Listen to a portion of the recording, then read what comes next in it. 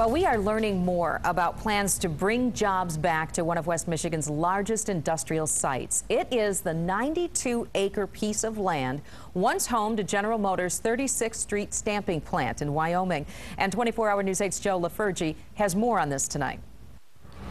If you haven't traveled down 36th Street in a while, you may be surprised at the change in the landscape. The frame of the old sign is still here, but any markings that reminded you this was a GM plant, they're gone. The metal fence that used to separate the road and the sidewalk from the rest of the plant, that still's here.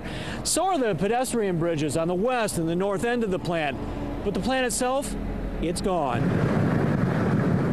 All that remains is about 60% of the concrete slab the plant once sat on. We had nearly 1 million square feet of slab. It's a lot of material to chop up. Crews continue working on cleaning up contamination. The goal is to make this shovel-ready. No contamination, no infrastructure improvements like roads or water lines needed. Add low taxes close by rail and roadways and a ready workforce, and developers think they have an attractive site, one which would allow a company to simply build a plant and start putting people to work. So far, they've identified about 70 companies in the U.S., Asia, and Europe that could be potential buyers for the land.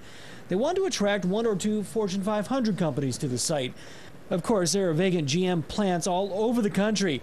As they market this property, developers are avoiding the name General Motors on purpose, instead referring to this as Site36. When you say former General Motors site, it brings certain images to a person's mind. Potentially contaminated, still an old building on it, et cetera, of course.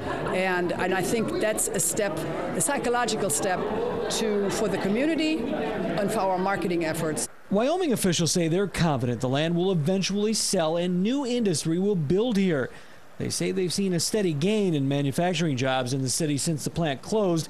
Still, 36th Street remains a symbol they'd like to change. And when that first person goes to work in that facility, that may be the best day that I have in my career. Of course, none of this will happen overnight. It is expected to take years.